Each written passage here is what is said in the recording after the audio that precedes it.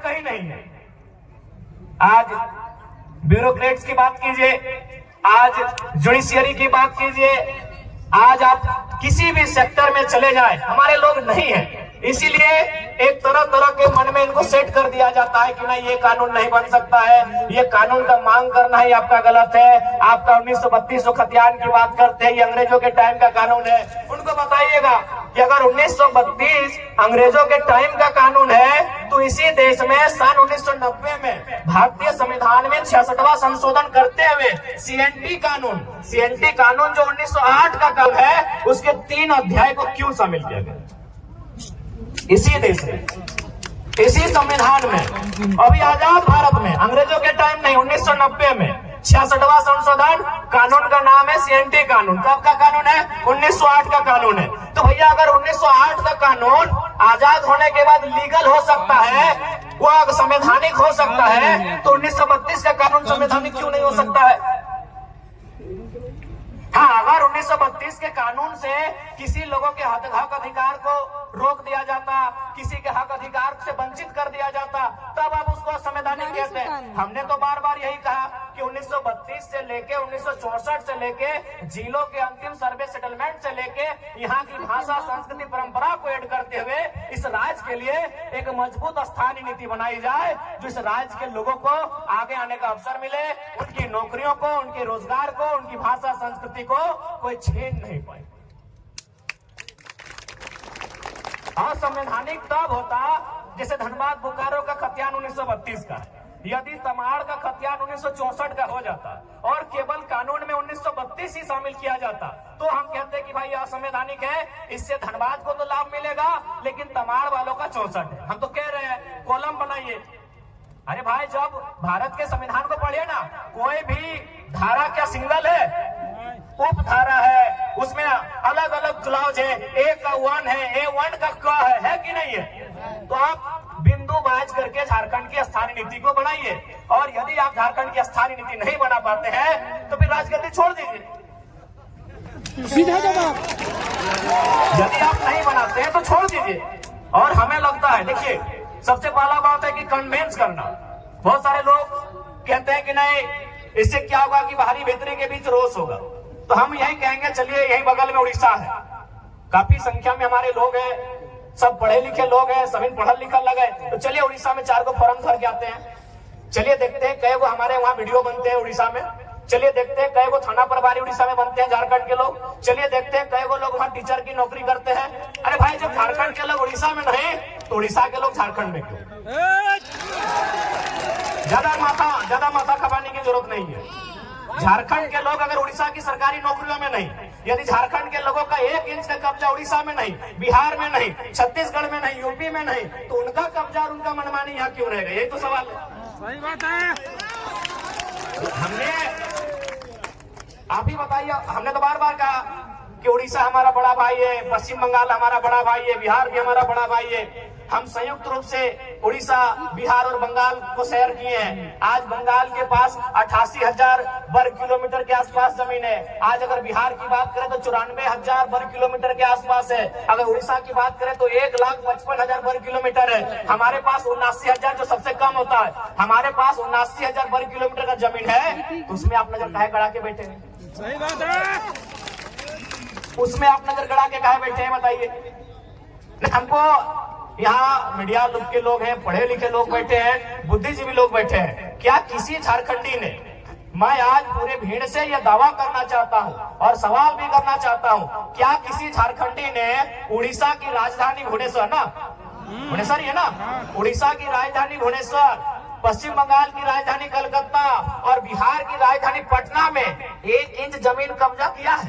नहीं। 1 इंच। हम सवाल पूछते हैं, हम बिल्कुल उन्हीं 3 स्टेट से हमारी पहचान रही है, तो क्या हमारे लोगों ने उड़ीसा की राजधानी में 1 इंच जमीन कब्जा किया है? क्या हमारे लोगों ने कलकत्ता में 1 इंच जमीन कब्जा किया है? क्या हमारे लोगों ने पटना में 1 इंच जमीन कब्जा किया है? नहीं किया है ना, नहीं किया है ना। चलिए आपको रांची देखना है, चलिए आपको रांची देखना है, हमारी जमीनों पे कब्जा, चलिए आपको देखना है। तो ये कौन सा बाहरी भीतरी का लड़ाई है भाई? माने आप हमको दबा के रखिएगा, हमको हम अपने जूते के नीचे रखिएगा, और अगर हम आवाज उठाएंगे, आपका विरोध करेंगे, आप कहेंगे बाहरी भीतरी की बात है। बताइए क्या गलत बात कह रहे हैं? हमको 1 इंच चले ना भुवनेश्वर में कि कोई झारखंडी जाके 1 इंच कब्जा करके बैठा है। चलिए रांची घुमाते हैं, चलिए आपका रांची जिला ही घुमाते हैं, चलिए हजारों हजार एकड़ जमीन दिखाएंगे कि बाहर के लोग कब्जा करके बैठे हैं, जबरदस्ती कब्जा करके बैठे हैं। इसलिए हमारी लड़ाई कोई गलत नहीं है। हाँ, हम अभी कमजोर हैं, चूंकि समय हमारा कमजोर है, चूंकि सिस्टम उनके पास है। देखिए जो सही है उसको हम कहेंगे, लोग हमें वोट दे ना दे अलग बात है। हम कभी वोट लेने के लिए समझौता नहीं करेंगे। हम वोट लेने के लिए सुदेश महतो और हेमंत सोरेन बनने नहीं जा रहे हैं। जो सही है तो सही है, जो सही है तो सही है। झारखंड के साथ समझौता नहीं करेंगे। यदि हमको समझौता करना होता तो आज तोहनी के बतावे चाहिए, आज हम दिल्ली में शपथ लेते लिए। अरे उतना तो छोड़ दीजिए संसद का, आपको क्या लगता है कि विधानसभा में ऑफर नहीं आ रहा है? विधानसभा में अभी तक 7-7 सीट का ऑफर आ चुका है कि आप हम लोग के साथ आइए, आपको 7 सीट देंगे। अच्छा, अगर आप जीत के आते हैं, अगर 7 सीट जीत जाते हैं तो 2 लड़का को आपका मंत्री बनाएंगे। तो ऐसा नहीं है कि हम लोग को अभी ऑफर नहीं आ रहा है। अरे लोकसभा का चुनाव खत्म होने के बाद बाकी लोग दुनिया घूमने गया था, हम लोग उस दिन से भी रणनीति बना रहे हैं, उस दिन से हम लोग से लगातार संपर्क आ रहा है। तो ऐसा नहीं है कि हम लोग विधायक नहीं बन सकते हैं। ऐसे भी 10 को विधानसभा में हम लोग 50 वोट लेके आए हैं। विधायक बनना हम लोग के लिए आज के डेट में कोई अब टफ काम नहीं है, लेकिन हम लोग विधायक बनने नहीं आए हैं, हम लोग इस राज्य का नेता बनने आए हैं। अब सुन लीजिए, विधायक बनने में और नेता बनने में अलग अंतर होता है।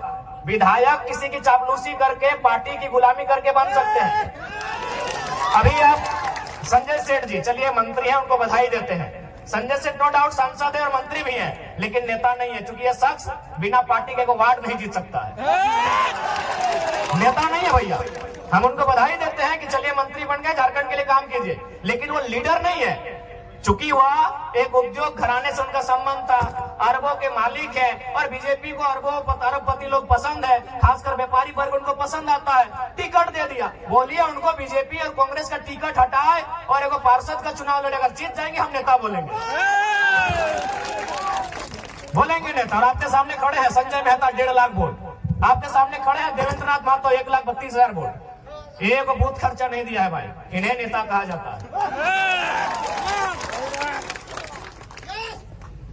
एक दिन हम एक शादी घर में गए थे, एक राज्यसभा सांसद कोई समीर उरांव करके, हम जानते नहीं है, बैठे थे बगल में।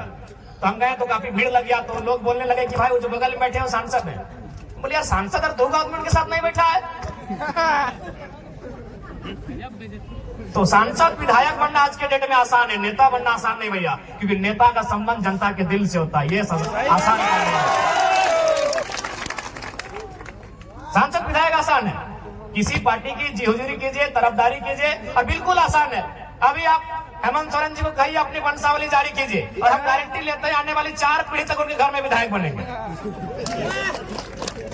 जो पैदा नहीं हुआ उनके घर में वही बच्चा विधायक बनेगा। क्योंकि विधायक सांसद बनना आज के डेट में आसान है, हम लोग नेता बनने आए हैं। नेता उसे कहते हैं जो राज्य के नेतृत्व करे, नेता उसे कहते हैं जो शोषित वंचित लोगों के लिए लड़े। हम वो काम करने आए हैं। अगर हम लोग को विधायक सांसद बनना होता, आज भी कह रहे हैं सभी पार्टी जो झारखंड में बड़ी बड़ी पार्टी है, सीधा ऑफर है।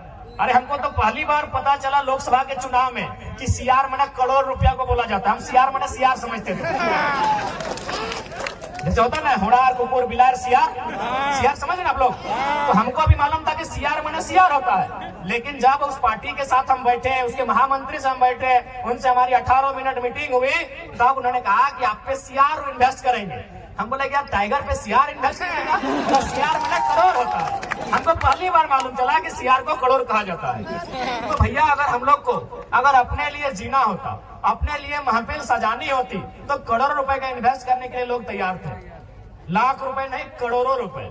यहाँ तक कि हमें कहा था कि काहे आप स्कॉर्पियो से मतलब चलते हैं, हम लोग चुनाव के कैंपेन के दरमियान आपको हेलीकॉप्टर भी मुहैया करवाएंगे। लेकिन क्या ये रास्ता अगर हम लोग भी अपने स्वार्थ के लिए चुन लेंगे तो क्या झारखंडियों के साथ धोखा नहीं होगा?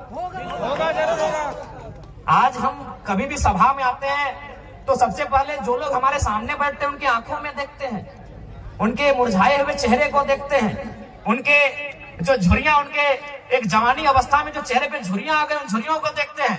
नौजवानों के 30-35 साल के जो नौजवान, उनके जो बाल सफेद होने लगे, उस व्यवस्था को हम लोग देखते हैं कि आज क्या दशा है हमारे राज्य की, आज किस स्थिति में गुजर रहा है हमारा राज्य।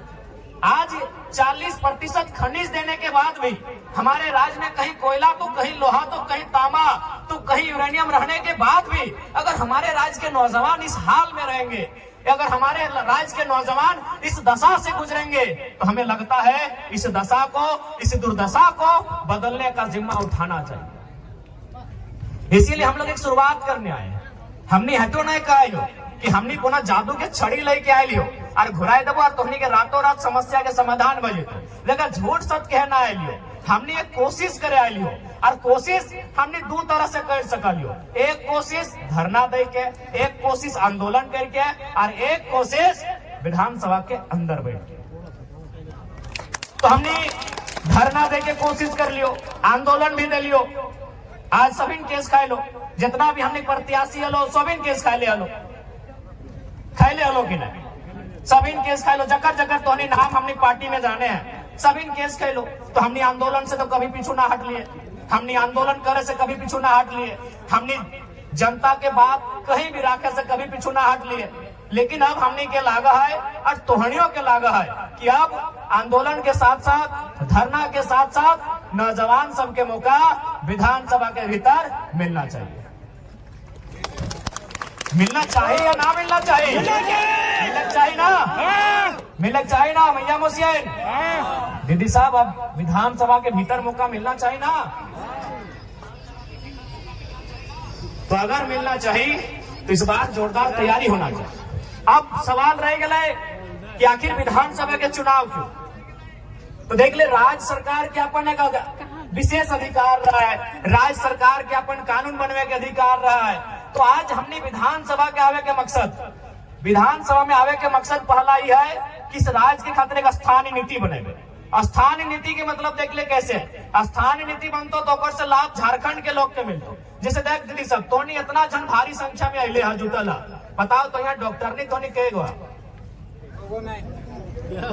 डॉक्टर नहीं ना, मास्टर नहीं कहेगा, इंजीनियर कहेगा, वकील कहेगा, तो तोहनी की भात रांधनी है ना, भात रांधा ना। बताओ झारखंड के बहु बेटी जकर बाप दादा के गर्दन कट के अलग भय गए, जकर बाप दादा के पीट के चाम छाल के पीटा हथिन पुलिसियन में, ये सब झारखंडी पुलिस लगो। पहले जब हतोन परदेसिया पुलिस तो हमने के पिटवाइन के चाम छाल दे मारते मारते। ये बगल में तिरुंडी हो, अजीत महतो, धनंजय महतो के जो गोली चल रहा है, 16 साल के लड़का जो मर गया, शहीद भय गया, पता कर ले वहाँ की कारण लगल। बस कारण हटे है कि ब्लॉक में अपनी धरना दिला, यानी सोच ले कि हमने उस समय ब्लॉक में धरना भी नहीं दे सकला। धरना देना तो कोई अपराध नहीं लगले, ब्लॉक में धरना दिला, लेकिन सही समय सब परदेसिया पुलिस मनमानी दंदना के गोली चले, 2 नौतुन किधर मर गए, अपनी चौका के सामने मूर्ति भी बनल है, देख लेवा। ये राज्य के हमार दशा है। तो स्थानीय नीति के मतलब है कि जकर बाप दादा बलिदान दे के इस राज्य के अलग कर दे। आज ओकर घर एक बहु बेटी बताओ, वो मास्टर नहीं बने के मौका नहीं मिलो हो, ओकरा वकील बने के मौका नहीं मिलो हो, और कितना महीना अगर कोई काम भी तोहनी के मिलो, तोहनी की काम मिल तो मैं को देखी सादा लोग अगर हरा पैर देख लला, सफेद साड़ी और हरा रंग का पार, तो समझ लीजिए वो मलेरिया फलेरिया की टैबलेट बांटने वाली दीदी वो झारखंड की बेटी है, नो डाउट, एकदम 100 या 99% वो जो लेडीज जो है वो झारखंड की बहू या बेटी है। महीना कितना 4000-5000। एगो साड़ी का रंग गुलाबी है, अगर गुलाबी साड़ी देख लिए गांव घर में तो समझ लीजिए वो क्या काम कर रही है ना, वो जल सहिया है। यदि आप आसमानी साड़ी देख लिए तो समझ लीजिए कि आंगनबाड़ी की सेविका। जमशेदपुर ये काम किसको है? जहाँ एसी चल रहा है, जहाँ मैडम जी कलम लेकर बैठी है, उसका तनख्वाह 60,000 है, उसका तनख्वाह 90,000 है, उसका तनख्वाह 1,20,000 है। और पूछिएगा आप कहाँ की हैं? बोलेगी हम इलाहाबाद के हैं, हम पटना के हैं, हम छपरा के हैं, हम दिल्ली के हैं, हम लखनऊ के हैं। तो हाँ, हम लोग बर्तन मांजने के लिए झारखंड लिए नहीं, हम लोग बर्तन मांजने के लिए झारखंड लिए हैं। हमारी बहू बेटी लोग बर्तन मांजेगी नहीं, हम लोग बर्तन मांजे, हमारी दीदी लोग बर्तन मांजेगी। और ये हम नहीं कह रहे हैं, ये आंकड़े कह रहे हैं, सरकार के आंकड़े कह रहे हैं कि 75,000 झारखंड की 75,000, उसमें मैक्सिमम आदिवासी घर की बेटियां दिल्ली में, चेन्नई में, बंबई महानगरों में दाई का काम करती है। ये आंकड़े कहते हैं 75,000। यानी जिनके लिए राज बना है उनके घर की बहू बेटियां दिल्ली में जाके नौकरानी का काम करती है, और जिनका इस राज्य से वास्ता नहीं वो मलकती है, चमकती है और महारानी का काम करती है। ये हमारे राज्य की दुर्दशा है। हमें उन बहनों से भी शिकायत नहीं है, हमें शिकायत हमारी सरकार से। वो दिल्ली की बहन हो चाहे पटना की बहन हो, हमें उससे कोई शिकायत नहीं है। शिकायत हमारी सरकार से है कि आप इस राज्य से बाहर लोगों को अवसर क्यों देंगे, क्यों देंगे? ये राज्य हमारा है, इस राज्य में गैर राज्यों को अवसर क्यों मिलेगा? अगर उनको ये अवसर देना था, यदि एचआर बन के यूपी के लोग ही आते, ठेकेदारी करने के लिए बिहार के लोग आते, नर्स बनने के लिए उड़ीसा के लोग आते, और यदि कंपनी को चलाने के लिए बंगाल के लोग आते, तो निर्मल महतो को गोली काहे चलाए थे भाई? निर्मल महतो क्या मने काहे शहादत दिए थे? काहे शहादत दिए थे निर्मल महतो, बताइए। आप आज ठेकेदारी के लिस्ट उठाइए, अरे आपको ताज्जुब होगा कि पीसीसी रोड का ठेका यूपी और बिहार के लोग लेते हैं। ये हम नहीं कह रहे, अखबार का कटिंग कह रहा है। 80% पीसीसी रोड का ठेकेदारी अब यूपी और बिहार के लोग झारखंड में करते हैं। तो झारखंड के लोग क्या करेंगे? देखो, जिनको हमारी बात बुरी लगती है लगे भैया, लेकिन जो जेन्युइन बात है हम वही कहते हैं। हम आपके राज्य में एगो जल मीनार का ठेका नहीं ले सकते हैं, हम आपके राज्य में एगो नली का ठेका नहीं ले सकते हैं, और आप हमारे राज्य में 100 किलोमीटर 150 किलोमीटर तो पीसीसी तो टीसीसी रोड का ठेका लेते हैं। क्या है भाई, ये व्यवस्था कैसे चलेगी? ये कौन सी व्यवस्था है बताइए आप? ये कौन सी व्यवस्था है? ये कौन सा अलग झारखंड राज्य है? इसलिए झारखंड राज्य अलग नहीं हुआ। इसलिए आज हमारी लड़ाई किसी गैर राज्य से नहीं है। जो लोग गैर राज्य के हैं वो हमारे बड़े भाई समान है।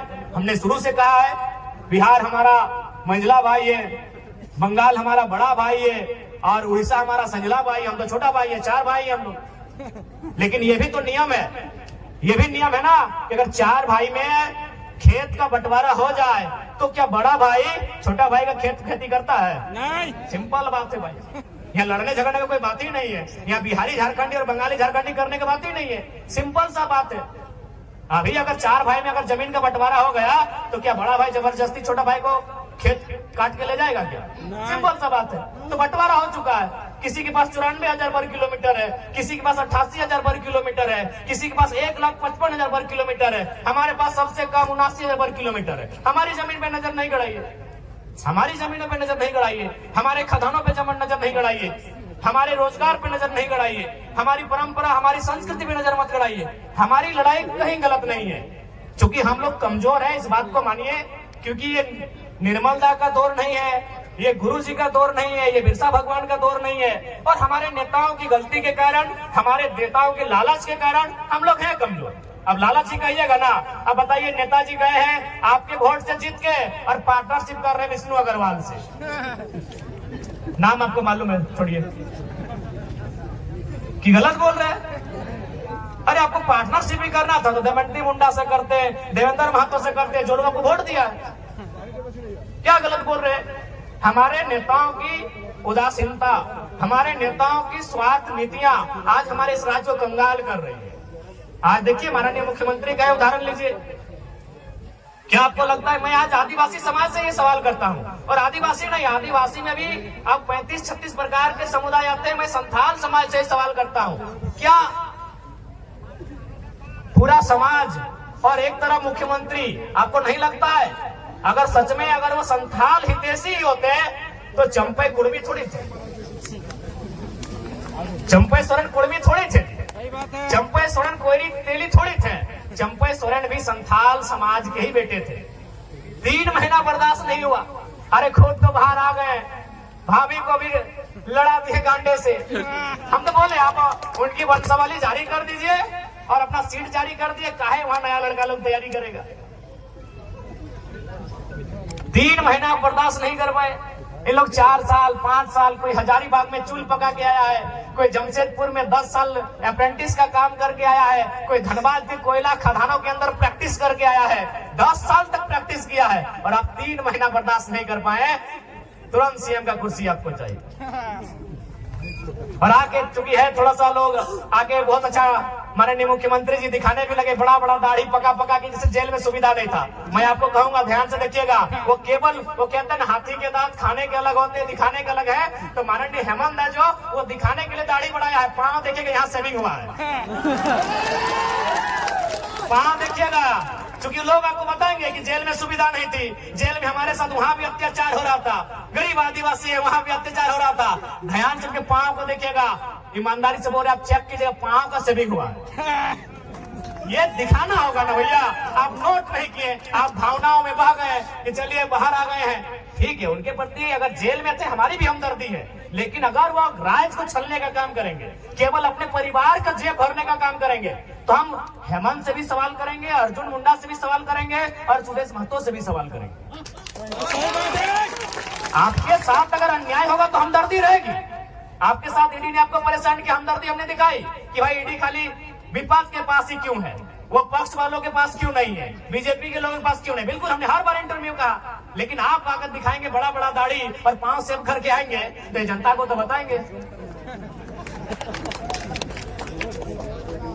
तो इसलिए देखिए, उसके बाद सबसे महत्वपूर्ण, आज अगर इस राज्य को बचाना है, एकदम स्पष्ट जान लीजिए, अगर झारखंड राज्य को संरक्षण देना है, यदि झारखंड राज्य को सुरक्षित करना है, तो आपको ज्यादा नहीं सोचना है, ज्यादा दिल्ली बंबई और यह पूरे राज्य को नहीं सोचना है। आप बस झारखंड नाम को पढ़िए, उस झारखंड नाम बनने की जो उसके पीछे जो तथ्य है उसको समझिए, उस झारखंड राज्य के साथ जो फीलिंग्स है उसको समझिए। झारखंड, आप ज्यादा दिमाग मत दौड़ाइए। झारखंड यानी झारखंड, झाड़ माने ये देखिए पहाड़, झाड़ यानी जंगल, झाड़ यानी जंगल, यानी सबसे पहले अगर झारखंड को बनाना है तो वन कानून में सुधार कीजिए और बिल्कुल वनों को बचाइए। और दूसरा, अगर झारखंड को बचाना है तो खंड यानी जमीन, जमीन यानी सीएनटी का कानून, जमीन यानी सीएनटी का कानून, जमीन को बचाइए। यदि झारखंड को बचाना है तो नौकरी तो बाद में होगा ही, नौकरी को हम सेकेंडरी मानते हैं, भले आप कैसा, आपका अपना ओपिनियन है, हम खेत को प्राइमरी मानते हैं। क्योंकि अगर हमारे पास अगर नौकरी नहीं रहेगी, जो कि संभव भी नहीं कि हर नौजवान के पास होगी, लेकिन हर नौजवान के पास उसके बाप के नाम से एक बकोती जमीन का टुकड़ा रहेगा। आज वर्तमान सरकार की क्या घोषणा पत्र में है कि जीएम लैंड क्या वो मालगुजारी रसीद कटाएंगे। जीएम लैंड शायद नौजवान नहीं समझते हैं, समझना चाहिए, क्योंकि नौजवान थोड़ा इंस्टाग्राम वाले हो गए, नौजवान थोड़ा फिल्टर वाले हो गए, नौजवान थोड़ा फेसबुक वाले हो गए, इसलिए पता नहीं जीएम लैंड समझते हैं कि नहीं। आज देखिए, चूल पका हुआ दादाजी लोग जीएम लैंड समझते हैं। जीएम लैंड यानी हमारे बपोती जमीन, जीएम लैंड। अब देखिए, यही से सवाल सुनिए, अभी तक रसीद नहीं कटा रहा है, सरकार का ये घोषणा था, उससे नुकसान क्या होगा सुनिए। पहला बात, जीएम लैंड किसी सरकार की नहीं है, हम तो स्पष्ट कहते हैं कि कोई भी जमीन किसी सरकार का नहीं है, कोई जमीन किसी सरकार का नहीं है। पता है क्यों? सरकार बना है 15 अगस्त 1947 को, और ये जमीन हमारे पास कब से है? अरे हमको तो लगता है किसी किसी का बाप का जन्म 1947 में है, हमारा कई को पीढ़ी से पहले से जमीन हमारा है, तो ये जमीन हमारी है। इसलिए अगर हम लोग विधानसभा में आते हैं तो सबसे पहले जो जीएम लैंड है उसकी रसीद एकदम पुख्ता काटी जाएगी, उसकी रसीद किसानों के फेवर में काटी जाएगी।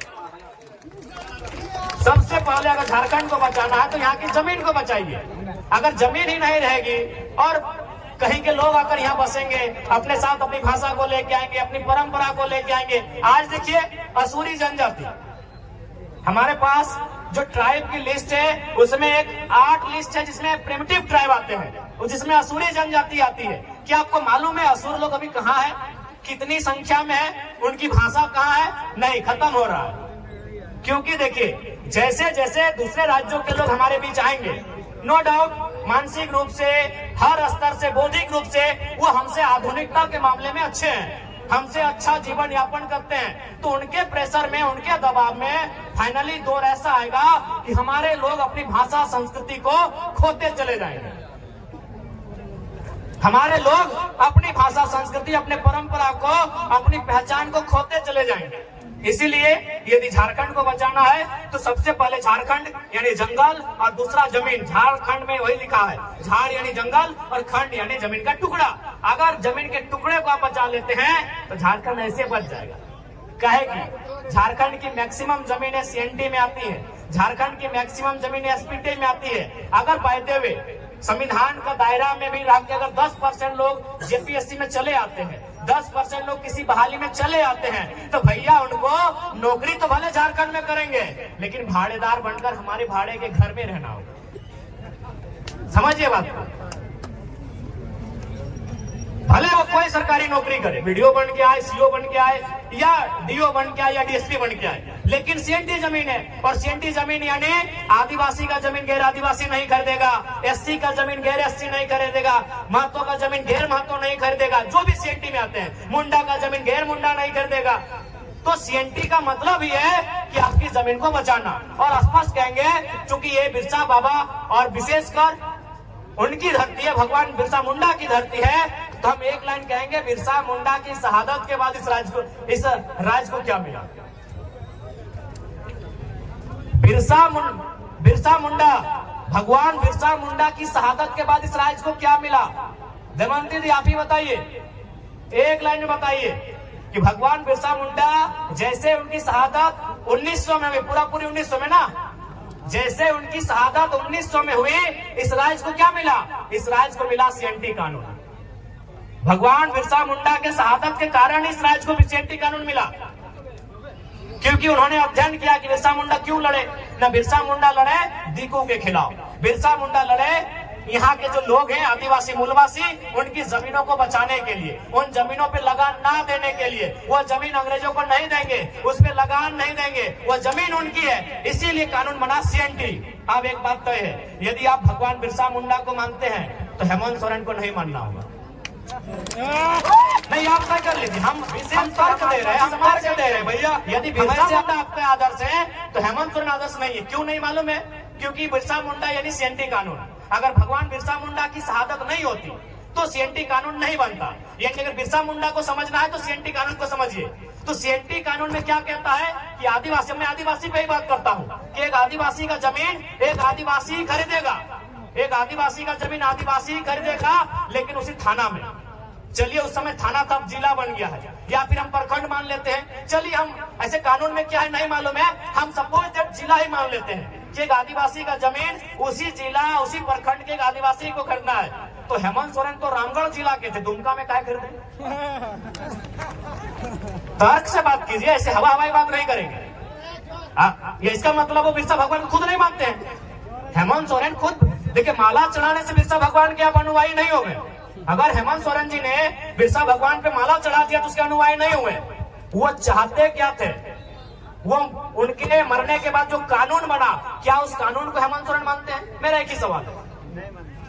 बिरसा भगवान के मरने के बाद एक कानून बना, उस कानून का नाम है छोटा नागपुर टेनेंसी एक्ट। वो कानून तैयार होना स्टार्ट हुआ 1902 में और फाइनल हुआ नवंबर का महीना 1908 में।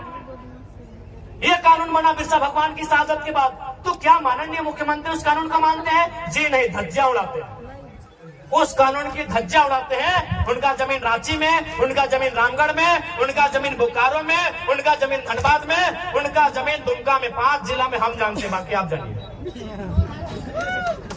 बाकी आप जानिए, बाकी भैया आप जानिए। देखिए, आज लोगों को हमसे हालत इसलिए खराब है कि हम सरल शब्दों में लोगों को बहुत गहरी गहरी और रहस्यमयी बातों को समझा देते हैं। जो बातें उलझी हैं उन बातों को सुलझाते हैं।